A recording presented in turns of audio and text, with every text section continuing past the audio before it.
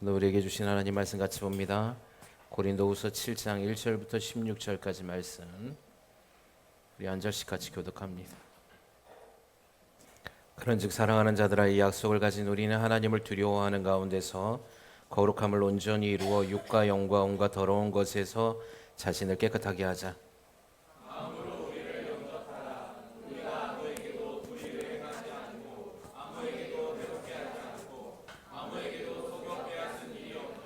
내가 이 말을 하는 것은 너희를 정죄하려고 하는 것이 아니라 내가 이전에 말하였거니와 너희가 우리 마음에 있어 함께 죽고 함께 살고자 함이라.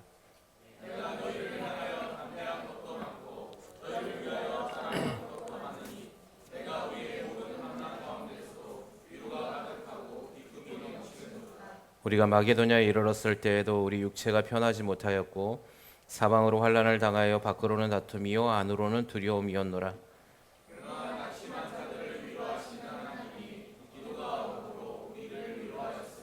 그가 온 것뿐 아니요 오직 그가 너희에게서 받은 그 위로로 위로하고 너희의 사모함과 애통함과 나를 위하여 열심히 있는 것을 우리에게 보고함으로 나를 더욱 기쁘게 하였느니라.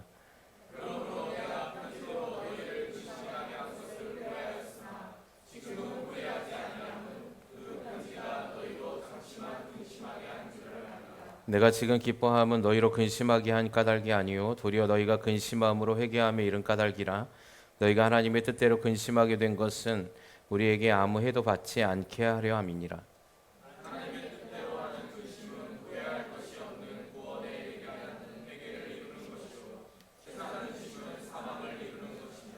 보라, 하나님의 뜻대로 하게 된 이 근심이 너희로 얼마나 간절하게 하며 얼마나 변증하게 하며 얼마나 분하게 하며 얼마나 두렵게 하며 얼마나 사모하게 하며 얼마나 열심히 있게 하며 얼마나 벌하게 하였는가. 너희가 그 일에 대하여 일체 너희 자신의 깨끗함을 나타내었느니라.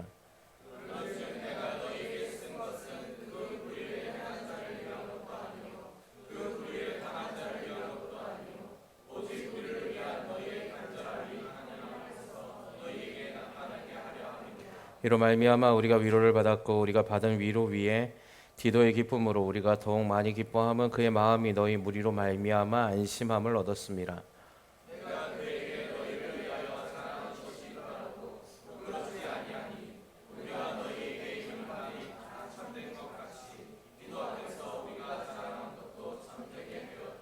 그가 너희 모든 사람들이 두려움과 떨므로 자기를 영접하여 순종한 것을 생각하고 너희를 향하여 그의 심정이 더욱 깊었으니. 아멘.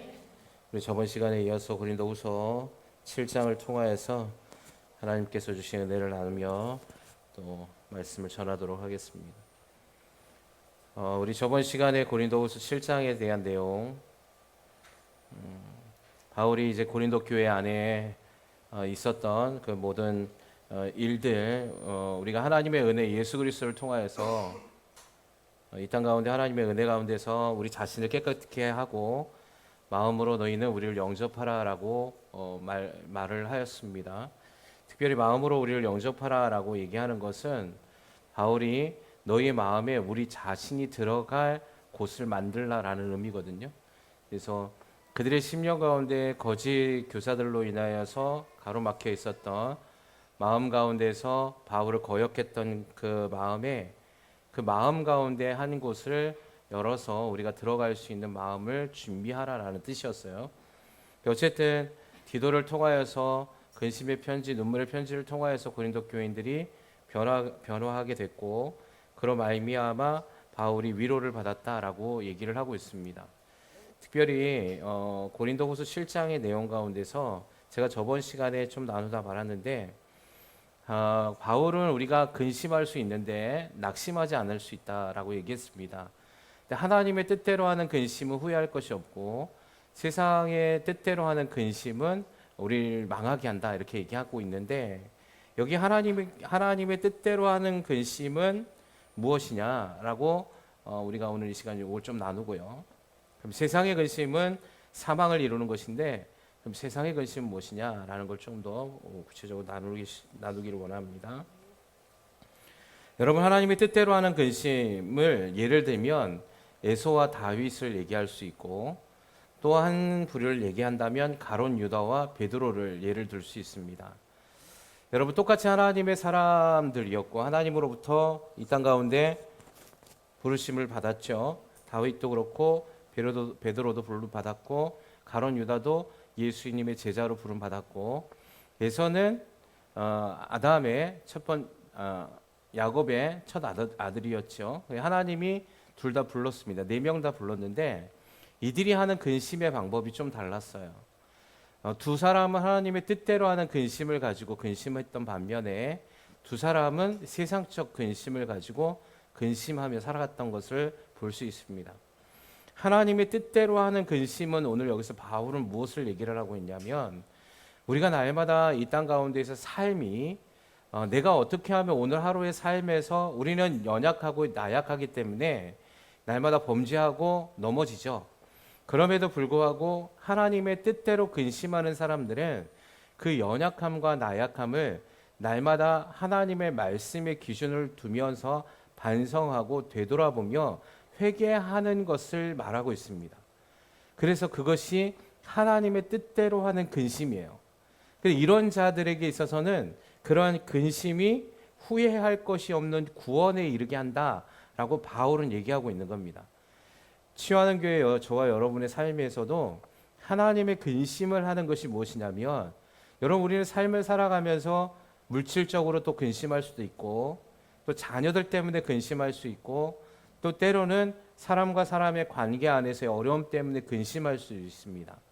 그런데 하나님의 뜻대로 하는 저와 여러분의 삶에는 반드시 우리가 그런 근심을 하는 가운데서 그것을 협력하여 선으로 바꾸실 하나님의 역사가 있음을 믿게 되더라는 것이죠.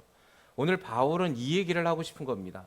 바울이 자신이 했던 하나님의 뜻대로 하는 근심이 있었는데, 역시나 하나님의 뜻대로 하는 근심에는 하나님이 역사하셔서 그것을 선으로 바꾸어 주신 것을 보았다라고 얘기를 하고 있는 거예요. 근심의 편지, 즉 눈물의 편지를 보냈을 때 바울은 마음에 근심했다 그랬잖아요. 그게 이제 저번 시간에 우리가 잠깐 나누었는데 8절에 보면, 그러므로 내가 편지로 너희를 근심하게 한 것을 후회하였다. 그러나 지금 후회하지 아니함은 그 편지가 너희로 잠시만 근심하게 한 줄을 알미라라고 얘기했죠. 즉 디도의 편으로 눈물의 편지와 근엄한 편지를 고린도 교인들에게 보냈을 때 바울은 자신이 그 편지를 썼을 때 좀 심하게 썼지 않았는가라는 근심이 있었어요. 이 편지로 말미암아 고린도 교인들이 실족하는 것은 아닌가라는 근심이 있었다는 것이죠. 그래서 자신이 그렇게 편지를 쓴 내용들에 대해서 보내고 나니까 좀 후회가 되는 마음이 있었다라는 것입니다. 근데 오늘 본문의 말씀에 보니까 10절에 그러나 하나님의 뜻대로 하는 근심은 후회할 것이 없는 구원에 이르게 하는 것임을 우리가 알게 됐다라고 얘기하는 겁니다. 내가 했던 그 근심은 내가 이렇게 글을 쓰고 나서 내 고린도 교인들을 정죄하기 위해서 쓴 것이 아니었잖아요. 바울은 고린도 교인을 책망하기 위해서 쓴 것이 아니라, 바울은 고린도 교인이 다시 한번 이 사실을 통하여서 그 편지를 받고 깨닫기를 원하는 마음으로 쓴 거죠. 아버지의 마음으로 쓴 것이었어요. 그런데 그 아버지의 마음을 자녀된 고린도 교인이 혹여나 오해하고 왜곡시키지는 않을까에 대한 염려가 있었던 것이에요. 그래서 바울은 그 편지를 보내고 난 뒤에 계속적으로 그 일에 대해서 하나님께 간구했습니다. 바울은요 그냥 편지 보내고 내 감정이 상함대로 그냥 막 써갖고 보내고 난 모르겠다 이렇게 한 게 아니에요. 바울은요 고린도 교인을 너무나 사랑했기 때문에 바울이 마음을 전심을 담아서 글을 쓰고 난 뒤에 자신은 볼 때 야 이거 너무했나라는 후회심도 있었지만, 그렇기 때문에 하나님 앞에서의 그 기도와 간구가 더 열심으로 기도할 수 있었다는 것입니다. 결국 그 사실을 통하여서 오늘 8절에 근심한 게 한 것을 후회했지만 그것이 잠시만 너희로 근심하게 했고, 오히려 그 근심이 하나님의 뜻대로 근심을 함을 통하여서 너희 모두가 구원에 이르는 회개를 이루게 하신 분을 찬양한다라고 얘기하는 거예요. 할렐루야. 근데 세상의 근심은 뭐냐? 믿음의 기준에 반성이 없는 거예요. 그냥 오늘을 살아가면서 무엇을 먹을까 마실까 입을까에 대한 염려만 있는 거예요. 그래서 이거 오늘 내 자녀 때문에 고통스러워서 근심합니다. 그래서 결론은 뭡니까? 자신의 힘으로 무언가를 만들어내는 거예요. 하나님 앞에 내가 무엇이 잘못되었는지를 보지 못합니다. 하나님 앞에서 내가 근심하고 있는 것들 하나님께 올려드리고 하나님 뜻에 맞게끔 내가 그것들을 십자가에 못 박지 않기 때문에 결국 세상으로 하는 근심은 바울은 뭐라고 얘기하냐면 사망을 이룬다라고 얘기하는 거예요. 모든 게 안 된다는 겁니다. 잘 안 된다는 거예요. 저와 여러분이 근심이 있으십니까? 그렇다면 이것은 하나님의 뜻대로 근심하는 저와 여러분의 삶이 되기를 주님의 이름으로 소망합니다. 하나님의 뜻대로 근심을 하지 않고 우리는 늘 날마다 세상적인 근심을 합니다. 그 변화가 일어나지 않아요. 삶에서. 그래서 하나님의 열매가 없는 거예요. 하나님이 우리에게 주시는 근심 후회하는 것이 없어야 되는데 날마다 내가 결정하고 근심 가운데 결정한 일들을 또 후회하는 삶을 살아요. 내가 그때 그렇게 하지 않았으면, 내가 그때 이렇게 했으면 이라는 후회를 계속합니다. 문제는 후회만 하는 게 아니라 그 후회한 것들에 대한 열매가 끊임없이 악순환을 만들어낸다는 거예요. 선하신 하나님의 계획이 없고 악한 것들에 대한 선택에 대한 열매들을 자꾸만 맺게 한다는 것이죠. 바울은 그래서 다시 한번 고린도 교인들에게 자신도 후회하고 염려했지만 역시 하나님의 뜻대로 하는 근심을 하는 우리 모두에게는 하나님께서 주시는 선과 또 구원에 이르게 하는 회개의 역사를 만들어주시는 분이 하나님이시다라고 고백하고 있는 겁니다. 그래서 바울은 이 말을 통해서 뭐라고 얘기하냐면 내가 편지를 잘 써서 너희가 회개한 것이 아니라 너희가 또 그 편지를 받아서 너희 스스로가 회개한 것이 아니라 나는 근심함으로 염려함으로 글을 썼지만 그 가운데서 역사하시는 분은 하나님이시다라고 찬송하고 있는 거예요. 할렐루야. 이게 하나님의 뜻대로 하는 근심이에요. 여러분 저도 이런 경우를 많이 경험했는데 제가 이제 어떤 일을 하다 보면 어떤 일에 대해서 선택을 하게 되잖아요. 그럼 그 선택이 어쩔 때는 근심을 일으킵니다. 아, 나 이렇게 하지 않았으면 좋았을 것을, 아니면 그 근심이 너무 커가지고 불안에 떠는 경우가 있어요. 그때 제가 그것을 역전시키는 기도를 합니다. 그 어떤 기도냐면 모든 것을 합력하여 선을 이루시는 하나님의 뜻을 구합니다. 그래서 내가 비록 이 안에서 내 방식대로 선택했지만 그 가운데서 다시 그것을 선으로 바꾸신 하나님 앞에 모든 것을 간구하는 거예요. 그리고 내가 선택했던 그 모든 일들이 잘못됐다면 하나님 그것을 용서해달라고 기도합니다. 그러면 제가 지금까지 그렇게 기도했던 것들 가운데 열이면 열 다 하나님의 선으로 역사하셨다는 사실이에요. 여러분 이게 하나님의 살아계심의 간증이잖아요. 예. 여러분의 자녀를 키우는 것도 그렇습니다. 여러분의 그런 어떤 직장의 생활도 그렇고 여러분의 사업의 생활도 마찬가지입니다.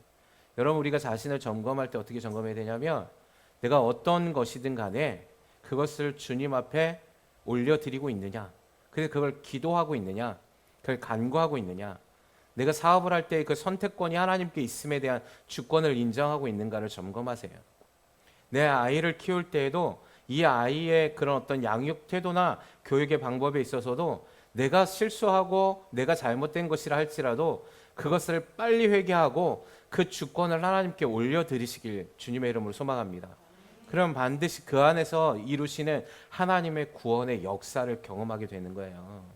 이게 바울이 고린도 교인 그리고 자신이 경험한 은혜를 나누고 있는 오늘 고백이라는 사실인 것이죠. 자, 그래서 11절에 보니까 보라 하나님의 뜻대로 하게 된 이 근심이 너희를 얼마나 간절하게 하며 라고 되어 있습니다. 여러분 여기에 보니까 이 하나님의 뜻대로 하게 된 이 근심 때문에 고린도 교인들이 바뀌었다는 사실을 지금 바울이 이야기하고 있거든요.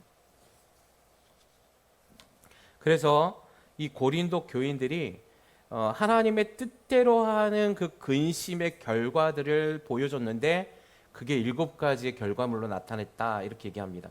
그게 첫 번째가 너희로 얼마나 간절하게 했는지, 그리고 얼마나 변증하게 했는지, 또 얼마나 분하게 했는지, 또 얼마나 두렵게 했는지, 또 얼마나 사모하게 했는지, 또 얼마나 열심 있게 했는지, 또 얼마나 벌하게 하였는지 라는 열매를 맺었다는 거예요.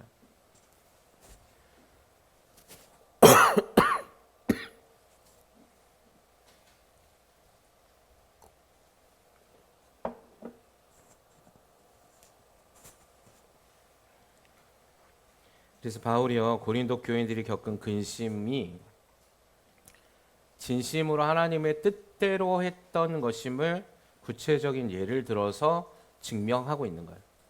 그래서 내가 이렇게 근심했던 것이 하나님의 뜻대로 한 근심의 결과물들이 이 7가지를 통해서 나타났구나라고 얘기하고 있는 겁니다. 첫째는 얼마나 간절하게 했는가라는 것이에요. 자, 그것이 뭐냐면 고린도 교인들이 잘못된 것들에 대해서 그 심각성을 진지하게 의식하고 그것들을 바로잡기 위해서 열심을 가졌다는 것에 있습니다. 자, 고린도 교인들이 자신들이 이 바울의 편지를 통하여서 그들이 처음에 바울의 염려와는 반대로 하나님의 뜻대로 하는 근심을 하기 시작했어요. 그게 첫 번째는 간절함이었어요. 그 간절함이 뭐냐면 자신들이 잘못된 왜곡된 거짓 교사들의 말 속에서 그걸 신임했고 신뢰했던 것을 바로잡기 위한 노력들이 있었다는 것입니다. 여러분, 여러분의 삶에서 이런 증거들이 나타나야 하나님의 뜻대로 하는 근심이 되는 거예요. 할렐루야. 우리는 하나님의 뜻대로 산다고 얘기합니다. 근데 이게 내 세상의 근심대로 살아간다면 여러분, 오늘 바울은 이런 증명들이 나타나야 그게 하나님의 뜻대로 하는 거야 라고 얘기합니다. 사실 여러분, 하나님께서 우리 교회 안에서 모든 사람을 하나님이 주님의 자녀로 부르셨습니다. 아멘이십니까? 저와 여러분 한 사람 한 사람을 존귀하다고 얘기하십니다. 아멘이십니까? 여러분, 저와 여러분 여기 있는 각 사람은 다 똑같지 않습니다. 아멘이시죠? 다 다양한 사람들을 각 처소에서 부르셨습니다. 그런데 하나님이 원하는 하나님의 근심은 뭐냐면 이러한 다양성을 갖고 있는 각자의 삶의 인생의 역사가 다 다르단 말이에요. 스토리가 다 달라요.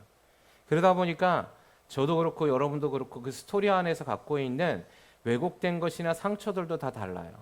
그리고 오름에 대한 것도 다르고 그릇됨의 가치도 달라요. 내가 소중히 여기는 것도 다르고 내가 그걸 싫어하는 것도 달라요. 나는 이것을 좋아하지만 여러분 다른 걸 좋아할 수 있어요. 저는 이것을 싫어하지만 여러분 다른 걸 싫어할 수 있다는 것이죠. 근데 여러분, 이 안에서 우리는 이 모든 우리의 삶을 살아왔던 그 모든 것들이 연합이라는 이름 아래서 그것이 분해되고 쪼개진다면 내가 갖고 있는 것들, 내가 고집했던 것들로 인하여서 하나님의 뜻대로 하는 근심을 이루지 못하는 분열과 분해가 있다면 우린 그것을 철저하게 내려놓을 줄 알아야 된다는 것입니다. 할렐루야. 이 간절함이 있어야 돼요. 근데 사실 죄송하지만 우리 리더들 사이에서도 이게 안 일어나요. 겉으로는 하는 척합니다. 근데 뒤에서 수근수근 합니다. 저 리더는 왜 저렇지? 왜 저 리더는 저렇지? 겉에서는 연합한 모습처럼 보여요. 근데 뒤에서는 판단하고 정죄하고 용서하지 않습니다. 난 저 사람하고 가까이 하고 싶지 않아요. 난 저 사람들과는 상종하고 싶지 않아요. 그러면서 리더이고 그러면서 교회를 사랑한다고 얘기합니다. 아니요. 그 하나님 사랑하는 게 아니에요. 그 교회를 사랑하는 게 아니라고요. 교회를 사랑한다면 오늘 고린도 교인들처럼 진정한 후회할 것이 없는 근심을 통하여서 우리가 무엇을 잘못했는지 처절하게 회개하고 돌이키며 간절함으로 바꾸려는 노력이 있어야 돼요. 할렐루야. 이게 없으면 우리는 우리 자신을 속이는 것뿐만 아니라 하나님의 이름을 속이는 거예요. 리더이기 때문에 구원받는다? 아니에요. 목사이기 때문에 구원받는다? 전도사이기 때문에 구원받는다? 아니에요. 여러분의 삶의 열매로 나타나는 자들만이 하나님의 천국에 들어가리라고 말씀하시는 거예요. 그렇다면 하나님이 가장 원하는 삶의 열매는 무엇일까요? 하나님의 뜻대로 하는 근심은 무엇일까요? 바로 이런 거잖아요. 나 자신을 하나님의 말씀의 기준으로 되돌아보는 겁니다. 그리고 간절함으로 바꾸려고 노력해야 되는 거예요. 세상의 근심은 뭔지 아십니까? 하나님의 기준이 아니라 내가 기준이 되는 거예요. 그래서 안 바꿉니다. 고집스럽습니다. 결국 이것에 대한 결말은 사망이에요. 바뀌지 않는 우리의 완고함 때문에 하나님의 선하신 역사와 회개할 수 있는 구원에 이르도록 하는 회개를 이루지 못하게 함을 통하여서 우리가 영원한 형벌 가운데 떨어뜨리려고 하는 것이죠. 사랑하는 주여하는 교회 성도 여러분, 고린도 교인이 변화됐다면 우리 교회 안에서도 변화될 줄 믿습니다. 고린도 교인들이 바울의 그런 진심과 하나님 예수 그리스도의 그 말씀으로 가슴 깊이 회개하면서 반성하면서 간절함으로 주님 앞에 나아가기를 소망했다면 우리 교회도 그렇게 될 수 있습니다. 그것이 하나님의 뜻이라면. 아멘이십니까? 그래서 고린도 교인들은 심각성을 진지하게 의식했어요. 우리 안에 연합하지 못하게 하는 것들이 있다면 여러분 이걸 심각하게 진지하게 생각해야 합니다. 내가 어떤 사람을 비방할 자격이 없음을 인식해야 합니다. 그리고 또 하나 나 자신을 되돌아봐야 합니다. 여러분 바울이 고린도 교인을 정말 사랑했거든요. 고린도 교회를. 고린도 교회뿐만 아니라 모든 교회를 사랑했죠. 바울이 그래서 그것을 누차 자신의 마음을 진실성 있게 고백했습니다. 그런데 고린도 교인들이 그걸 잘 못 알아들었죠. 오히려 거역하고 바울을 공격했습니다. 그럼에도 불구하고 끝까지 바울은 그들을 포기하지 않았거든요. 하물며 바울도 고린도 교인을 향해서 끝까지 포기하지 않는 것처럼 예수님도 저와 여러분을 끝까지 포기하지 아니하실 겁니다. 그렇기 때문에 우리는 반드시 회복하게 될 겁니다. 그래서 하나님의 진정한 하나님 앞에서의 근심을 이루어가는 삶을 살게 될 것입니다. 두 번째 고린도 교인들이 무엇을 했냐면 변증했다라고 얘기합니다. 이게 뭐냐면 변명했다는 것이죠. 어떤 변명이 변증이냐면 자신들의 잘못을 인정하고 그들의 잘못을 인정하고 그들의 입장에 대해서 탄원하는 것을 말해요. 그러니까 자신들의 잘못을 변증한 거예요. 변론했다는 거예요. 고백했다는 겁니다. 그래서 그것을 하나님 앞에 탄원했다는 거고 그걸 바울 앞에 고백했다는 겁니다. 여러분 우리가 간절히 하나님의 근심대로 할 때 간절함을 통해서 나 자신을 되돌아봅니다. 그리고 거기에 멈춰 있지 않고 그것을 하나님 앞에 나의 잘못을 인정하고 고백하는 삶의 태도가 있어야 된다고 얘기하는 거예요. 교회 안에서 미워하는 사람이 있으면 반드시 그를 용서하기를 주님의 이름으로 소망합니다. 여러분 우리의 뜻대로 구하는 것이 아니라 하나님의 뜻대로 구해야 된다는 사실을 가슴 깊이 새기십시오. 그것이 얼마나 우리를 자유케 할 것인지에 대해서 기대하십시오. 왜 우리가 자유하지 못합니까? 왜 교회가 세상 사람들로부터 흔히 말하면 교회는 치유의 장소고 교회는 생명의 장소고 교회는 세상이 줄 수 없는 따뜻함과 위로의 장소라고 성경은 말하고 있는데 왜 교회에서 상처받고 떠나가는 자들이 많이 있습니까? 왜 교회가 더 악하다고 얘기합니까? 하나님의 뜻대로 하는 근심이 없기 때문에. 다 자기의 근심 때문에 자기가 원하는 바를 얘기하는 거예요. 그래서 그게 이루어지지 않으면 분노하는 겁니다. 그것이 이루어지지 않으면 소리를 지르는 거야. 악해지는 겁니다. 회개하지 않는 거죠. 고린도 교인들이 처음에는 그렇게 했어요. 똑같이. 그런데 바울의 눈물의 편지를 통하여서 그들이 변하기 시작한 거예요. 하나님의 뜻대로 하는 근심을 하기 시작한 거예요. 그래서 자신들이 얼마나 죄를 지었는지를 통회하는 마음으로 하나님 앞에 고백하기 시작한 거예요. 하나님 앞에 고백하기 시작한 것뿐만 아니라 그 사실을 바울에게도 고백하고 있는 거예요. 이게 변증하는 거예요. 이게 오늘 얼마나 그들이 그걸 위해서 변증했는지 바울이 깨달아 알게 됐다는 겁니다. 철저한 회개가 필요해요. 할렐루야. 우리는 언제까지 하나님의 뜻대로 하는 근심을 이룰 때까지 싸워야 하는 거죠. 아멘들을 안 하시는 거예요. 사실 우리 교회에 하나님이 주신 제가 오늘 이 말씀을 준비하면서 하나님 주시는 말씀이었어요. 겉으로는 치유하는 교회라고 얘기하는데 진정한 치유가 무엇인지 너희는 모르니? 라고 얘기했습니다. 치유된 척하지 말라고 얘기하시더라고요. 너희 교회 안에서 정말 참된 화평이 일어났느냐? 그렇지 않으면 사역이 우선순위가 돼서는 안 된다고 얘기하는 거예요. 하나님께서 내려놓으라는 겁니다. 그걸 다. 그리고 한 사람의 그저 주님과 1대1의 관계성 안에서 먼저 하나님의 뜻대로 하는 근심, 즉 하나님의 만남을 먼저 하라고 얘기하셨어요. 사역이 왜 정체가 되는 줄 아십니까? 이 연합이 없기 때문에 그래요. 자, 고린도 교회 안에서 바울이 아무리 애를 써도 성장하지 않습니다. 고린도 교회가. 오히려 문제의 연속이었단 말이에요. 바울이 방문했어도 아무런 일이 일어나지 않았어요. 근데 언제 성장합니까? 하나님의 뜻대로 하는 근심이 이루어지기 시작할 때부터 고린도 교회가 성장하기 시작합니다. 우리 교회도 마찬가지입니다. 저는 우리 리더들이 서로 헐뜯지 않기를 주님의 이름으로 소망합니다. 특별히 성전 건축 때문에 연합하지 않는 일이 없길 주님의 이름으로 소망합니다. 내 것을 내 것으로 여기지 않길 주님의 이름으로 소망합니다. 초대교회의 모습이 우리 교회를 통하여 나타나길 원하십니까? 그럼 초대교회는 어떻게 했습니까? 내 것을 내 것으로 여긴 사람이 하나도 없었다고 얘기했습니다. 사도들의 발 앞에 모든 물건을 다 내려놨다 그랬어요. 아직 준비가 안 돼 있습니다. 우리 교회가 사실. 내가 얼마큼 살아가려고 노력하는지에 대해서 급급해 있습니다. 내 감정이 중요하다는 거죠. 그래서 하나님 앞에 하는 근심이 이루어지지 않으니까 회개는커녕 갈망도 안 합니다.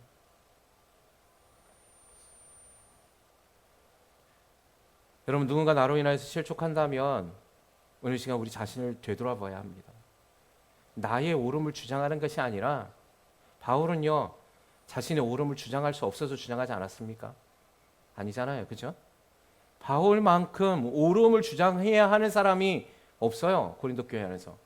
근데 바울은 자신의 옳음을 주장한 적이 없습니다. 바울은 자신의 약함을 얘기했습니다. 그리고 내가 너희를 얼마나 사랑하는지, 내가 너희를 사랑한 것이 오히려 내가 너희에게 진실된 마음으로 담은 이 편지 또한 너희를 근심하게 하고 실족하게 할까 봐 염려했던 사람입니다. 더 낮아지라면 낮아질 수도 있었을 거예요. 너희를 위해서 내가 굶주렸고 너희를 위해서 핍박을 받았고 너희 구원을 위해서 나는 죽은 자같이, 나는 무명한 자같이 될 수도 있다고 얘기했거든요. 그게 하나님의 뜻대로 하는 근심이잖아요. 우리 교회 안에서 무언가 많은 일을 하는 거 중요하지 않습니다. 우리 교회 안에서 무언가 기도를 통하여서 나는 기도 이만큼 한다는 것을 자랑하는 거 중요하지 않습니다. 우리 교회 안에서 얼마큼 성경의 지식을 많이 알고 있느냐, 얼마큼 내가 교회에서 오랫동안 멤버로 그 자리를 지켰느냐, 이거 중요하지 않다는 거예요. 내 안에서 진정 하나님의 뜻대로 하는 근심이 없다면 그는 부흥을 지체시키는 거예요. 정체시키는 거예요. 퇴보시키는 거예요. 그러나 고린도 교회 안에 하나님의 뜻대로 하는 근심의 첫 번째, 두 번째 역사가 삶의 열매로 나타나기 시작했습니다. 바울은 너무 기뻐했습니다. 이 사실에. 그 너희를 보니까 얼마나 너희가 이 싸움을 했는지 내가 알겠다고 얘기하는 겁니다. 세 번째는 뭐라고 얘기했습니까? 얼마나 분하게 하였는가. 이 분이 뭐냐면 바울을 공격하고 바울의 명예를 실추시켰던 적대자들에 대해서 고린도 교인들이 분하여 했다는 겁니다. 깨닫고 나 보니까 저 나쁜 것들 때문에 교회가 이렇게 됐고 이 교회를 세운 바울의 명예도 실추됐고 우리도 이렇게 됐다라는 것이에요. 그거에 대한 분노함이 있었다는 거예요. 악에 대한 분노함. 여러분들도 악에 대한 분노가 있길 주님의 이름으로 소망합니다.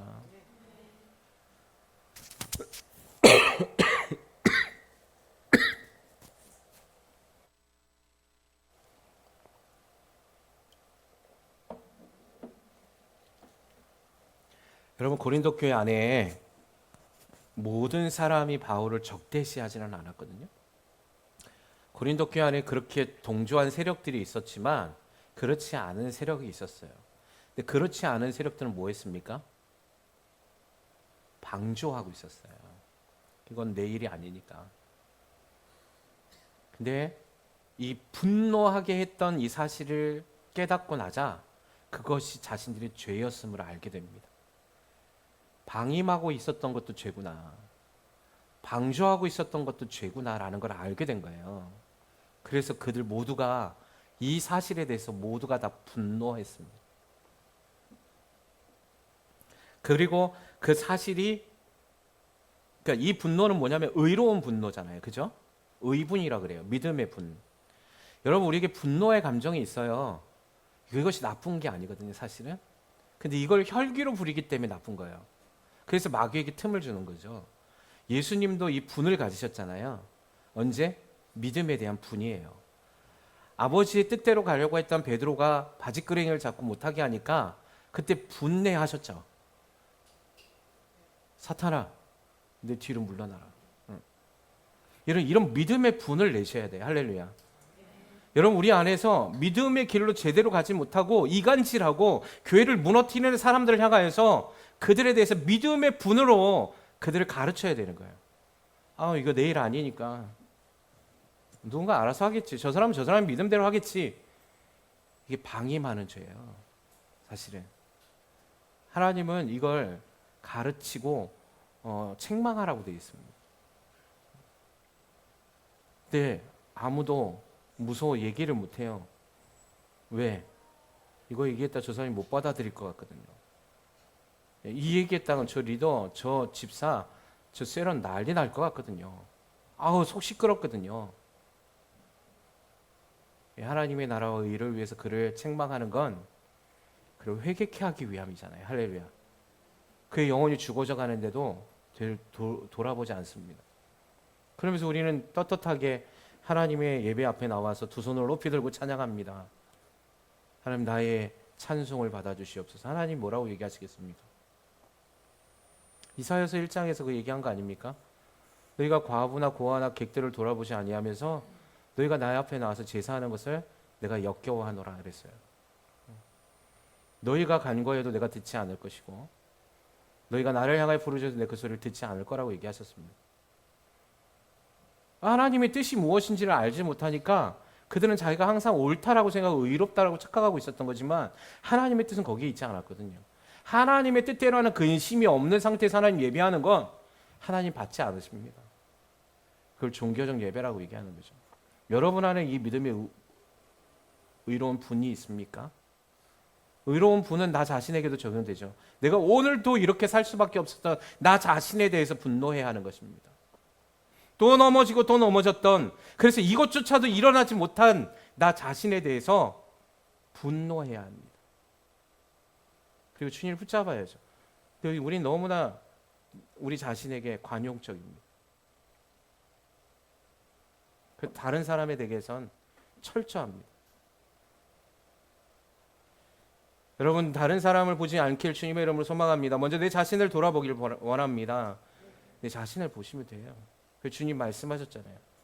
왜 네가 다른 사람에 있는 티끌은 보면서 네 눈 속에 있는 들보는 보지 못하느냐고 얘기하셨거든요. 내 안에 있는 눈에 있는 들보가 있다라는 걸 인정만 하면 됩니다. 다른 사람의 티끌 끄집어내려고 하지 마시고. 근데 고린도 교회는 하나님의 뜻대로 하는 근심을 통하여서 자신을 보았습니다. 그리고 교회 안에 있었던 어둠의 세력들, 거짓 교사들, 그리고 교회를 무너뜨리려 했던 사람들에 대해서 의분을 가지기 시작했다는 거예요. 그것이 얼마나 그들에게 그 마음을 가지고 있었는지 바울이 전해졌다는 거예요. 너희가 얼마나 그것을 분하게 여겼는지. 시간이 많이 지나서 세 가지 봤는데 다음 시간에 나머지 네 가지 또 보고요. 여러분, 우리 안에 하나님의 뜻대로 하는 근심의 증거들이 일어나길 주님의 이름으로 소망합니다. 사는 목적이 뭡니까? 오직 예수를 위해서 사는 거 아닙니까? 바울처럼 오직 예수를 바라봅시다. 다른 거 보는 게 아니에요. 그래서 예수님이 기뻐하시는 일이라면 바울처럼 제가 저번 시간에도 말했지만 때론 매도 맞아 보는 겁니다. 때론 굶어도 보는 거예요. 때론 눈물도 흘려야 하고요. 때론 마음이 찢어지는 아픔도 경험해 보아야 되는 겁니다. 때론 자지 못함도 경험해 봐야 되죠. 영혼 사랑함. 그 한 영혼을 얻기 위해 주님이 십자가에 달려 죽으신 것처럼 내게 맡겨진 한 영혼이 있다면 그 영혼을 사랑하는 마음을 다하려고 기도해야 하는 것입니다. 그리고 교회가 연합되어서 하나님 우리 교회를 통하여서 일하실 그 주님의 일꾼의 주역들이 저와 여러분이 되어져야 되지 않겠습니까? 주님 오시기를 간절히 소망만 하는 것이 아니라 삶에서 고린도 교인이 하나님의 뜻대로 하는 근심을 통하여 변화됐던 증거들을 나타냈던 것처럼 오늘 시간 우리 교회 안에서 저와 여러분의 삶에서도 이 증거를 통하여서 주님 앞에 달려나가는 저와 여러분의 삶이 되기를 주님의 이름으로 축원합니다.